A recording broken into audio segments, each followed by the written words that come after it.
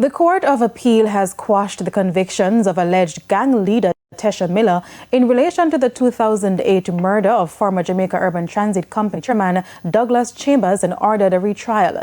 In a ruling this morning, the court allowed Miller's appeal, set aside his convictions for before and after the fact to murder, and entered verdicts of acquittal.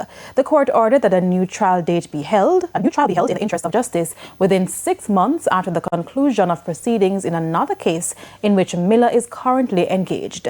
Isaac Buchanan, who along with attorney John Clark appeared on behalf of Miller, has welcomed the ruling, noting that his client is no longer a convict based on today's ruling.